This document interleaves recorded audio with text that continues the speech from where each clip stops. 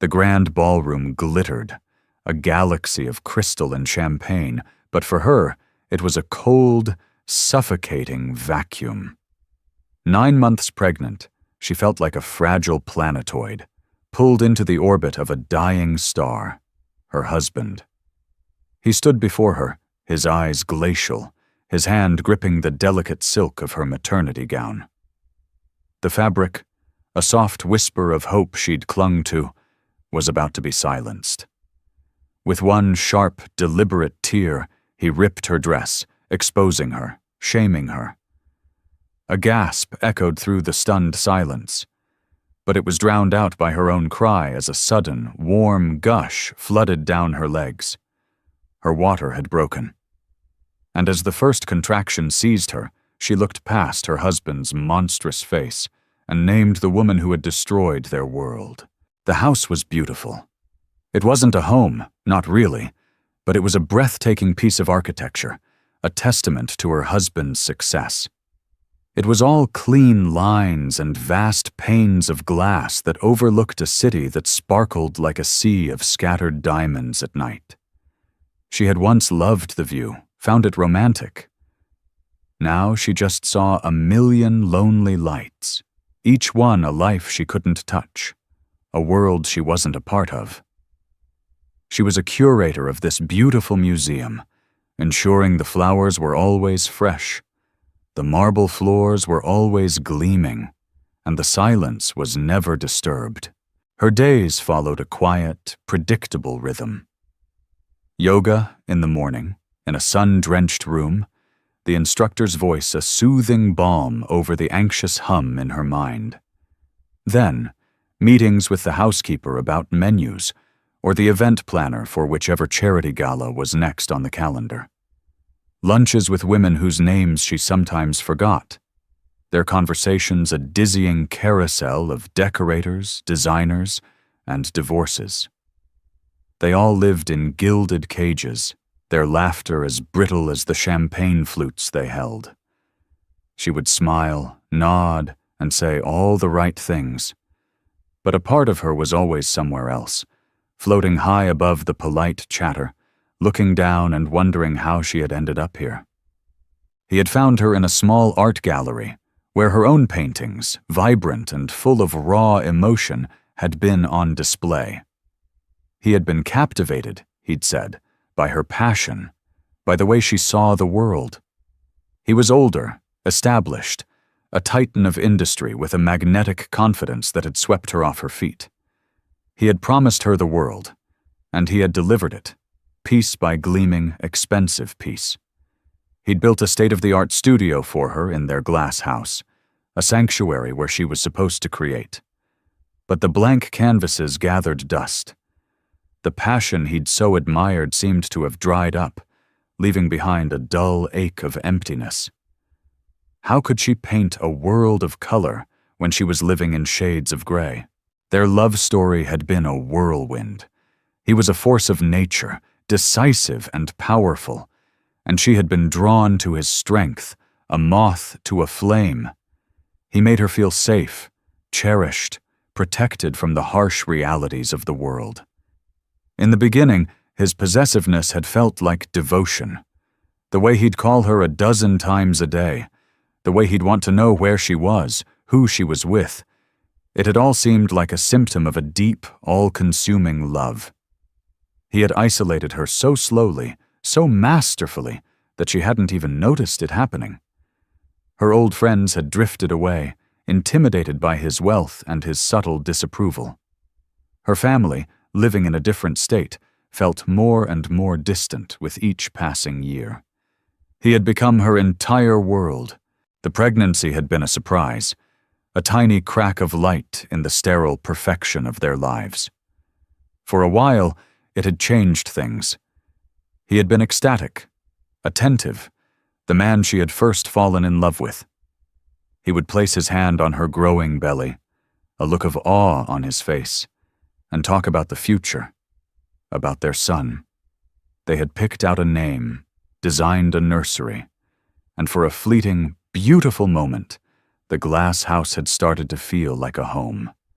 She had allowed herself to hope, to believe that this baby would be the glue that would mend the invisible fractures in their marriage. But as the months wore on, the distance had returned, creeping back in like a silent fog. He started working late again, his excuses vague, his phone always angled away from her. The scent of an unfamiliar perfume would cling to his clothes, a scent he'd brush off as belonging to a client or a colleague. The late-night calls, the hushed conversations. He had an explanation for everything, and he delivered them with such cool conviction that she had almost believed him. To question him felt like a betrayal, a crack in the perfect facade she was expected to maintain. Doubt was a weed, and she was terrified of letting it grow. She would lie awake at night, her body heavy with the child they had created, and listen to the sound of his steady breathing beside her. He was a stranger, a handsome, powerful stranger who shared her bed. The intimacy between them had become a performance, a duty she fulfilled with a hollow heart. She would close her eyes and pretend, summoning memories of the man who had loved her paintings, the man who had promised her a life of passion and adventure. But the memories were faded photographs, and the man beside her was a cold, hard reality. She was so lonely. It was a deep, profound loneliness that settled in her bones, a constant companion in the echoing halls of their magnificent house. She would talk to the baby, her hand resting on her belly, her voice a soft whisper in the quiet rooms. She told him about her dreams, about the life she had once imagined for herself. A life filled with art and laughter and messy, chaotic love. She promised him that his life would be different, that he would be loved fiercely, unconditionally. He was her secret, her hope, the one pure thing in a life that had become a beautiful lie.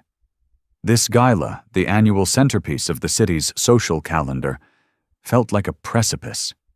It was the last major event before the baby was due, and she felt a sense of foreboding she couldn't shake. Something was going to happen. The threads of their carefully constructed world were stretching thin, and she knew, with a terrifying certainty, that they were about to snap. The dress arrived in a ridiculously large box, swathed in layers of tissue paper that whispered like secrets.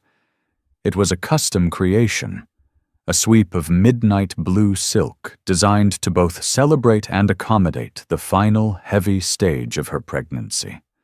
Her husband had commissioned it from a Parisian designer, a grand gesture meant to showcase her, his beautiful, expectant wife, at the apex of the social season. He had presented it to her with a flourish, his smile not quite reaching his eyes. "Only the best for you," he'd said, his voice smooth as the silk itself. She ran her hand over the fabric.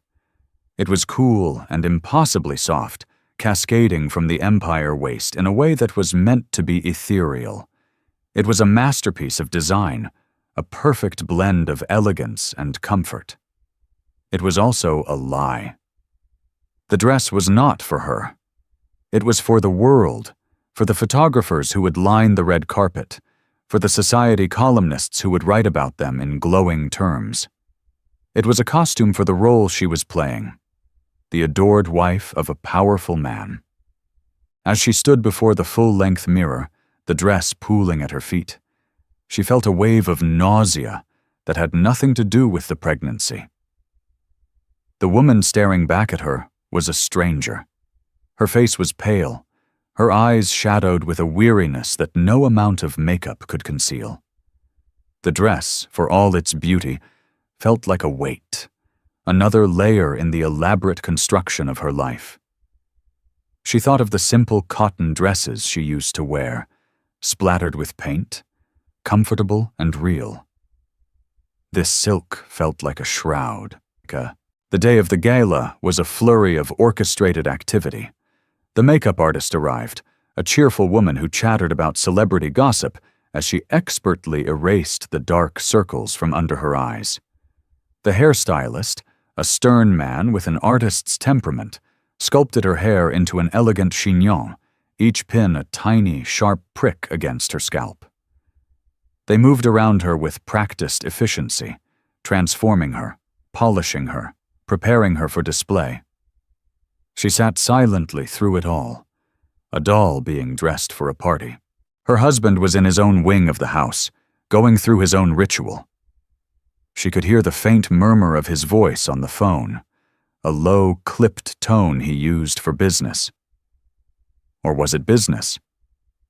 The question hung in the air, a poisonous, unasked thing. A few weeks ago, a credit card statement had arrived, one she wasn't meant to see. Tucked among the charges for exorbitant business lunches and private jets was a recurring payment to a high-end floral boutique she had never heard of, and a charge for a delicate diamond necklace from a jeweler they never frequented. When she'd tentatively brought it up, he had dismissed it instantly. A gift for his mother's birthday, he'd said, his gaze unwavering. A lie. She knew it was a lie. His mother's birthday had been 2 months prior. The knowledge had settled in her stomach like a cold, hard stone. She had started to look, to pay attention to the small things. The way his hand would hover over his phone, ready to snatch it away if she came too close. The scent of that other woman's perfume, sometimes faint, sometimes strong enough to make her choke. And then there was the name, whispered during a phone call he thought she couldn't hear. Just a name, but it had seared itself into her brain. She had looked her up, of course. It was sickeningly easy. A young, ambitious woman who worked at one of his subsidiary companies. Her social media profile was a curated collection of smiling photos, exotic trips, and subtle hints of a lavish lifestyle her salary couldn't possibly afford. In one photo, a delicate diamond necklace glittered at her throat.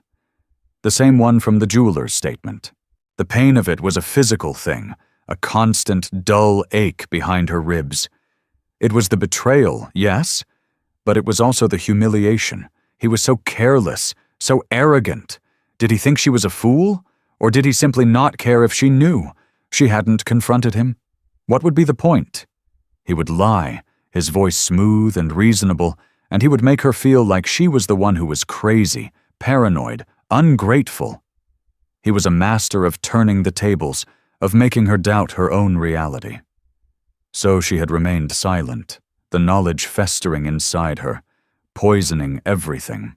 When he finally walked into her dressing room, he was immaculate in his custom tuxedo.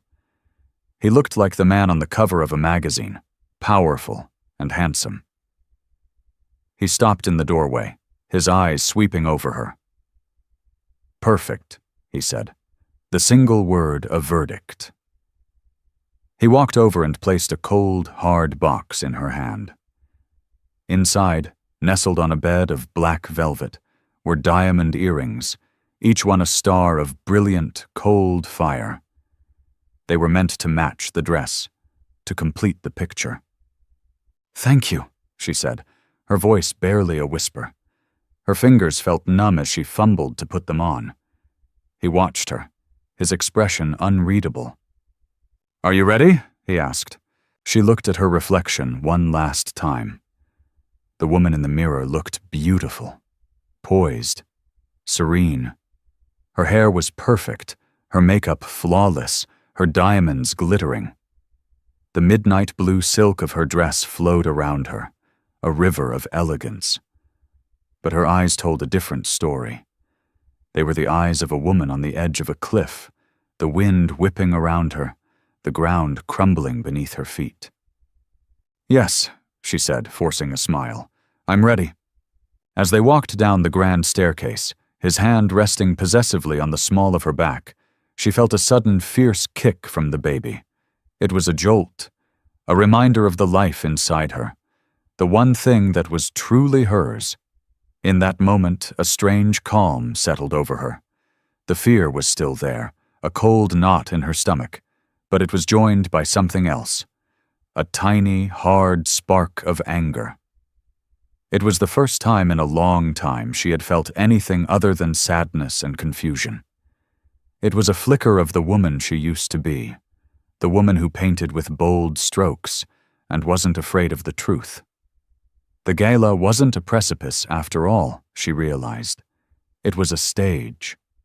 And the final act was about to begin. The ballroom was a symphony of excess. 1,000 tiny lights twinkled in the massive crystal chandeliers, casting a warm, golden glow over the sea of tuxedos and designer gowns. The air hummed with the sound of polite laughter, the clinking of glasses, and the soft strains of a string quartet. It was a scene of opulent perfection, a world away from the ugly reality of her life. As they made their entrance, a ripple of attention followed them. Heads turned, whispers followed in their wake. They were the golden couple, the envy of everyone in the room. He played his part perfectly, his arm wrapped securely around her, his smile radiating charm and success. He was the king in his court, and she was his prized possession. She moved through the room on his arm, a graceful automaton. She smiled at faces she vaguely recognized, accepted compliments on her dress with a quiet thank you, and allowed him to steer her from one conversation to another. He introduced her to business associates, political figures, people whose names were headlines. He would speak of her with a cloying, proprietary pride. "My beautiful, talented wife," he would say, the artist behind the man. The irony was so thick she could have choked on it. She hadn't picked up a paintbrush in years. She felt the baby shift inside her, a heavy, restless weight. The heat of the room, the crush of people, the cloying scent of 100 different perfumes, it was all starting to feel overwhelming. A dull ache began to spread across her lower back, a persistent throb she tried to ignore. She needed to sit down, to catch her breath, but he was in his element, navigating the powerful currents of the room with an expert's ease. An hour into the evening, she saw her. The woman from the photographs. She was standing across the room, talking to a small group of people, a glass of champagne in her hand. She was younger than her, of course, with a hungry, ambitious look in her eyes. She was wearing a blood-red dress that clung to her like a second skin, a stark, deliberate contrast to her own midnight blue. And there, at her throat, was the necklace. It glittered under the chandelier light, a tiny, triumphant star. Their eyes met across the crowded room. It was only for a second, but it was enough. The other woman's lips curved into a small, knowing smile, a look of such blatant, insolent confidence that it stole her breath. There was no shame in her eyes, no guilt, only victory. In that moment, all the pieces clicked into place. The late nights, the secret calls, the lies. It wasn't just a suspicion anymore. It was a certainty, cold and sharp as a shard of glass in her heart. Her husband, oblivious, was deep in conversation with a senator. She felt a sudden, desperate need for air. I'm going to the powder room," she murmured, pulling her arm from his. He barely glanced at her, nodding dismissively before turning back to his conversation. The casualness of it, the utter lack of concern, was another small cut.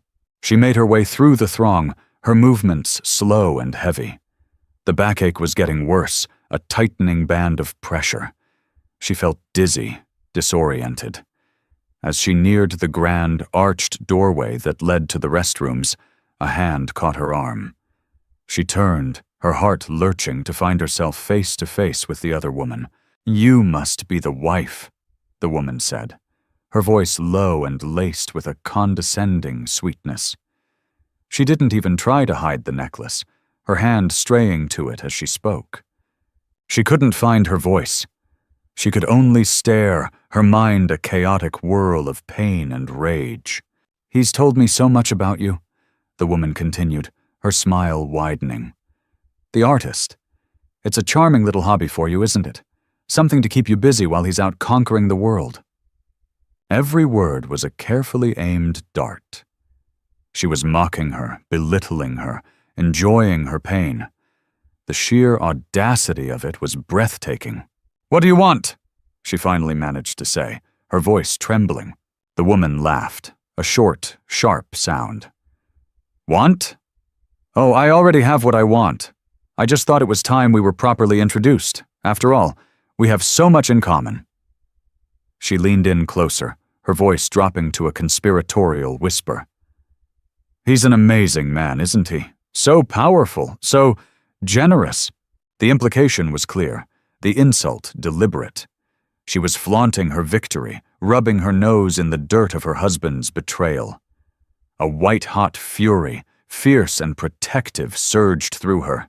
It was a feeling she hadn't experienced in years, a roaring fire that burned away the fog of sadness and submission. It wasn't just about her anymore. It was about the child she was carrying, the child whose father was standing across the room, laughing, while his mistress taunted his pregnant wife. "You know nothing about him," she said, her voice low and shaking with a cold rage she didn't know she possessed. "And you know nothing about me." The woman's smile faltered for a second, surprised by her sudden backbone. But she recovered quickly. "Oh, I think I know everything I need to know. He's tired of playing house with a sad little doll. He wants a real woman, someone who can keep up with him." Just then, her husband appeared at her side, his hand landing on her back. "Everything all right here?" he asked, his eyes flicking between the two of them. His smile was still in place, but she could see a flicker of annoyance in his eyes. He didn't want a scene. "We were just introducing ourselves," the other woman said, her voice instantly changing, becoming deferential, sweet. "I was just telling your lovely wife how much I admire her." She shot her a look, a silent dare. He looked at her, his eyes cold, demanding her compliance. He expected her to play along, to smile and pretend, to uphold the facade. But something inside her had broken.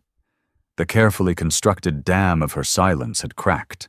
"She was just telling me," she said, her voice clear and steady, her eyes locked on her husband's, "that you're tired of me." The air crackled. The polite hum of the gala seemed to fade into a distant buzz, the opulent ballroom shrinking until it contained only the three of them, trapped in a triangle of deceit and betrayal. Her husband's face, which had been a mask of genial charm moments before, hardened into something she recognized all too well: cold, controlled fury. His fingers tightened on her back, a silent, painful command to stop. The mistress took a small step back, her eyes wide with feigned innocence, a picture of a wronged party caught in a misunderstanding. She was a performer, and this was her most challenging role yet. "Darling, what on earth are you talking about?" he said, his voice a low, dangerous growl, meant for her ears only. He attempted a laugh, a hollow, unconvincing sound for the benefit of any onlookers. "My wife is just feeling a little overwhelmed. The heat, the crowd, it's a lot, especially in her condition." He was trying to paint her as hysterical, irrational, the classic, cruel dismissal, the pregnant, hormonal wife, losing her grip on reality. The old her would have crumbled, would have let the shame and confusion silence her. But the fire that had ignited inside her was now a raging inferno. "Don't," she said, her voice shaking but clear. "Don't you dare manage me! Don't you dare stand here and lie to my face!" She looked from his tightening jaw to the woman in red, whose triumphant smirk was now tinged with a flicker of panic. This was not going according to her script. "I know who she is," she said, her gaze returning to her husband. "I know everything." The color drained from his face. The pretense of control vanished, replaced by raw, naked anger. His eyes, which she had once found so captivating, were now chips of ice. He saw his perfect world, the one he had built on a foundation of lies, beginning to fracture. and he saw her as the cause. "You're making a scene," he hissed, his grip on her arm now bruisingly tight as he tried to pull her away from the center of attention, towards the exit, towards the shadows where he could control her. "No," she said, pulling back, her feet rooted to the spot. "I'm done with scenes. I'm done with your stage." A sharp, intense pain shot through her lower back, making her gasp. It was different from the dull ache before, stronger, more urgent. A contraction. The baby was responding to her distress, a silent participant in the unfolding drama. "We are leaving." "Now," he commanded, his voice leaving no room for argument. He started to physically propel her towards the door, his strength overwhelming. People were starting to stare, their polite smiles freezing, their eyes filled with morbid curiosity. The golden couple was tarnishing before their very eyes. "Let go of me!" she cried, struggling against his grip. The public nature of his aggression, the humiliation of being manhandled in front of all these people, fueled her defiance. And then it happened. In a moment of pure, unrestrained fury, his control snapped. His face contorted into a mask of rage. He wasn't seeing his pregnant wife. He was seeing an obstacle, a threat to his reputation. He grabbed the front of her dress, the beautiful midnight blue silk he had gifted her. With his other hand, he held her arm, and he pulled. The sound of ripping fabric was shockingly loud in the sudden, absolute silence of the ballroom. It was a sharp, violent tear that seemed to echo in the vast, gilded space. The dress, a symbol of their perfect, fabricated life, was torn open from the neckline down, exposing the simple maternity chemise she wore beneath. A collective gasp swept through the room. It was an act of such profound public cruelty that no one could look away. He had not just ripped her dress, he had stripped her of her dignity, branded her as disposable in front of their entire world. She stood there, stunned, the cool air of the ballroom on her exposed skin. The torn silk hung from her body in ruined strips, but the physical shock was nothing compared to the emotional devastation. It was the ultimate act of contempt, a final, brutal declaration that she and the life she carried meant nothing to him. And then, a second shock. This one entirely physical. A sudden, undeniable gush of warmth flooded down her legs, soaking the tatters of her dress, puddling on the polished marble floor.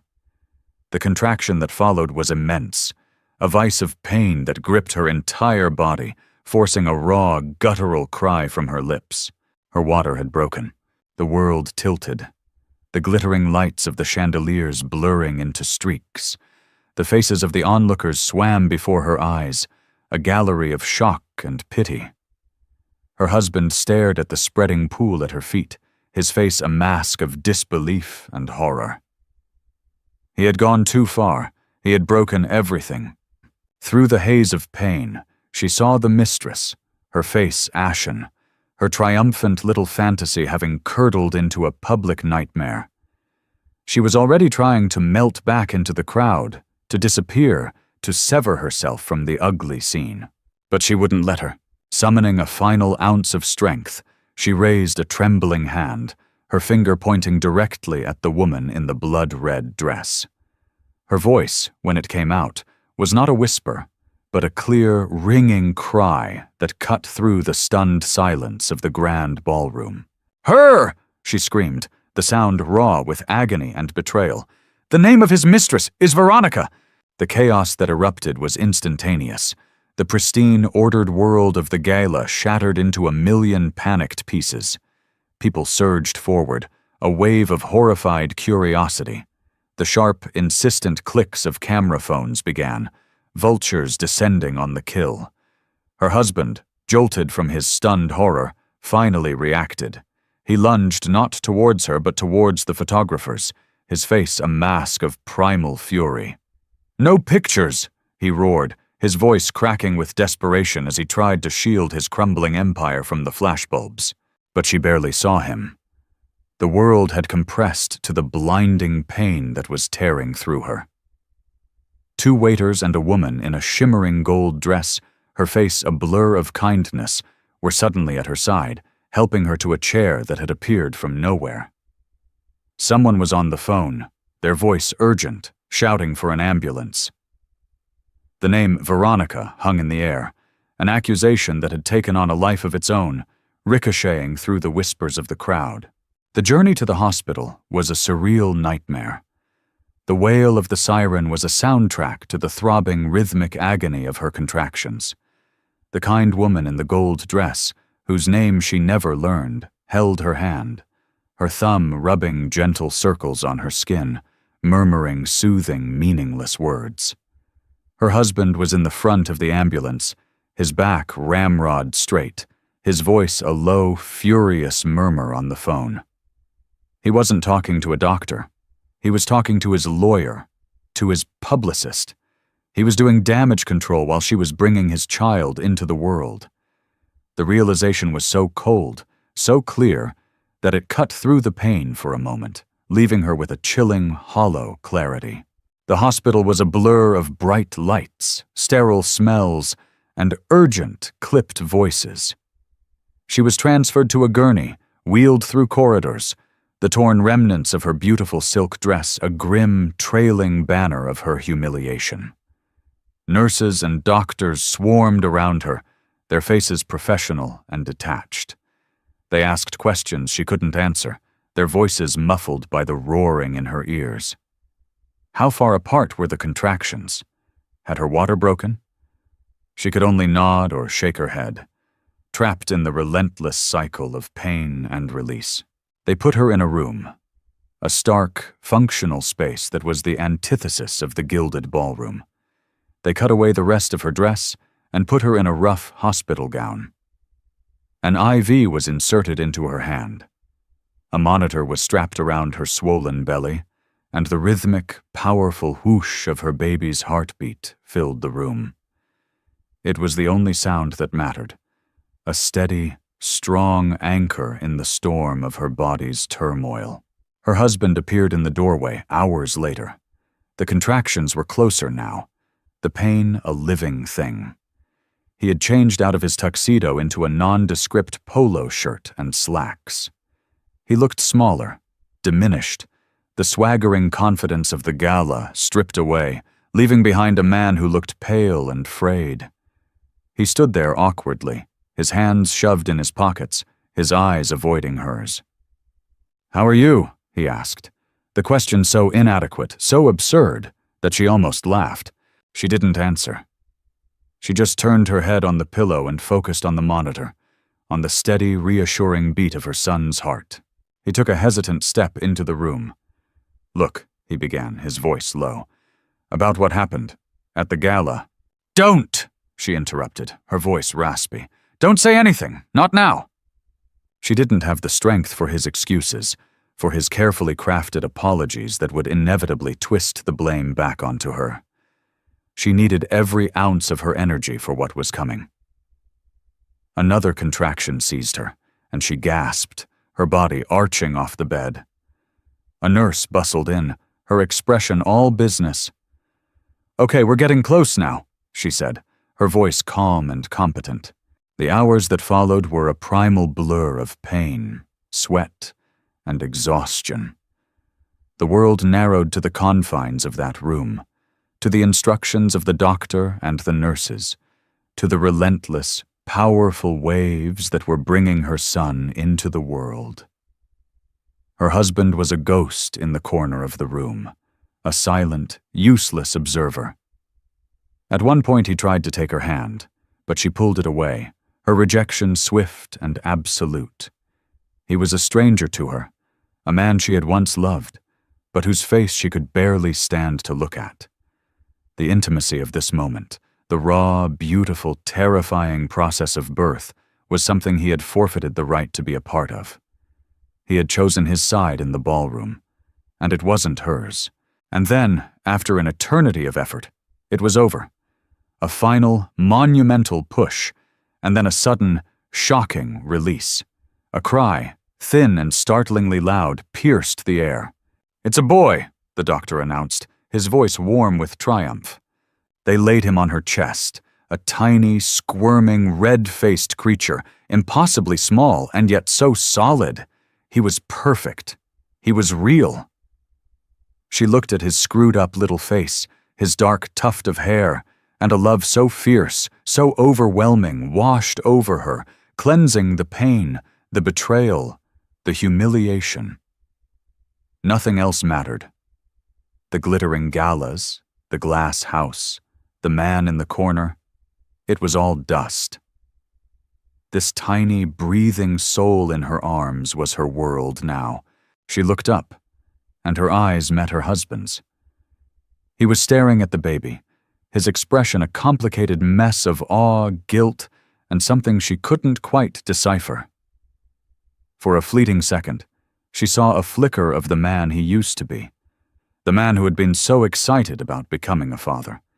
He took a step towards the bed, his hand outstretched, as if to touch his son.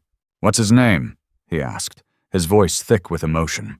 She looked down at the beautiful, perfect baby in her arms. She thought of the name they had picked out together months ago, in a happier time. It was a strong, classic name, a name he had chosen. But that name belonged to a life that no longer existed, to a dream that had died on a marble floor. This child, born of such pain and turmoil, deserved a new beginning. She looked back at her husband, her gaze clear and steady. "His name," she said, her voice quiet but unshakable, "is my father's name, not yours." The first few days in the hospital were a strange, suspended reality. The world outside, with its brewing scandal and shattered reputations, was a distant storm she could hear rumbling on the horizon. But here, in the quiet, sterile bubble of the maternity ward, her universe had shrunk to the size of the tiny human cradled in her arms. Her son. The weight of him, so small and yet so profound, was a constant, grounding presence. Her body ached. She was exhausted in a way she had never known, a deep, cellular weariness. But her mind, for the first time in years, felt startlingly clear. The fog of confusion, of self-doubt, of trying to contort herself into the woman she thought her husband wanted, had been burned away in the crucible of the Gala. Lying in the hospital bed, with the steady rhythm of her baby's breathing against her chest, she felt a quiet, unfamiliar strength begin to knit itself together inside her. He came to the hospital every day. He brought extravagant bouquets of flowers that filled the small room with a cloying, funereal scent. He brought gifts, a ridiculously expensive cashmere baby blanket, a tiny designer onesie. He would stand by the bassinet, staring at their son with a look of bewildered wonder. He was trying, in his clumsy, transactional way, to fix what he had broken. He thought he could buy his way back into her life, that a grand enough gesture could erase the image of his hand tearing her dress, of his indifference as she crumpled in pain. Their conversations were stilted, brittle things. He would talk about the incident, as he called it, his voice low and laced with a manufactured remorse. He blamed the stress of work, the pressure, the alcohol. He never blamed himself. He spoke of Veronica as a mistake, a meaningless diversion. He had already fired her, he told her, as if that would somehow cauterize the wound. He had cut her out of his life, a loose end snipped and discarded. He expected her to be grateful. "We can get through this," he said during one of his visits, his voice earnest. He reached for her hand, and this time she didn't pull away. She let it lie there, limp and unresponsive in his grasp.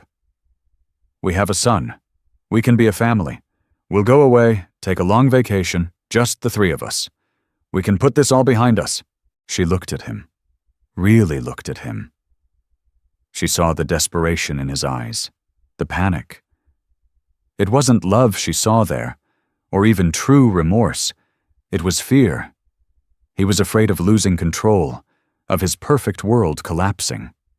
He was afraid of the public fallout, the divorce, the financial implications. He was not afraid of losing her. He had lost her long ago. He just hadn't realized it until now.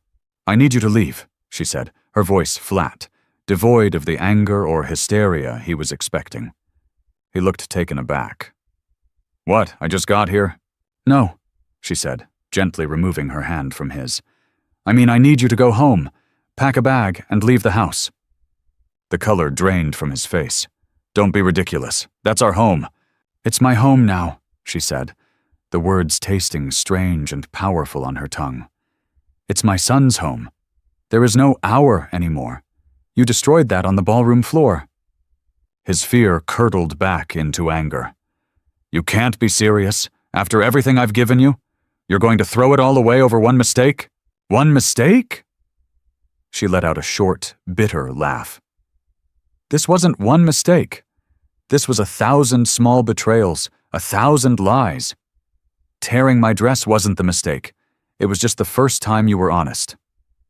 He stared at her, his mouth opening and closing, but no words came out. He was seeing her for the first time, not as an accessory or a possession, but as a person with a will of her own. And he didn't know what to do. He left without another word, the door closing with a soft click behind him. The scent of his expensive cologne lingered in the air. An unwelcome ghost. The hospital became her sanctuary, a place to heal, both physically and emotionally. Her parents flew in, their faces etched with worry.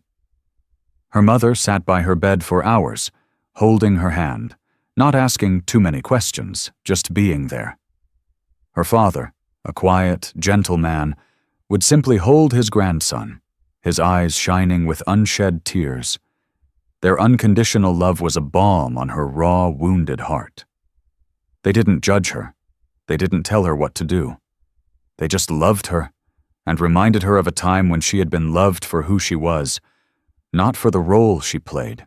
Her old friends started calling, tentative at first, then with an outpouring of support. They had seen the news, the blurry photos, the speculative headlines.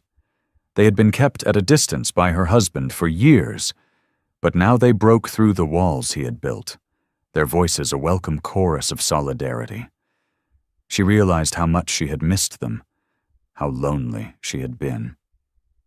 He had isolated her so completely that she had forgotten what true friendship felt like. On her last day in the hospital, her lawyer came to see her. He was a sharp, no-nonsense man her father had hired. He laid out her options, speaking in calm, measured tones about divorce proceedings, custody arrangements, financial settlements. The words were clinical, but the implications were life-altering. It was real. This was happening. As she signed the initial paperwork, her hand was steady. She was no longer the trembling, uncertain woman who had walked into that gala. She was a mother. Her priority was no longer to maintain a beautiful facade, but to build a safe, honest, and loving world for her son.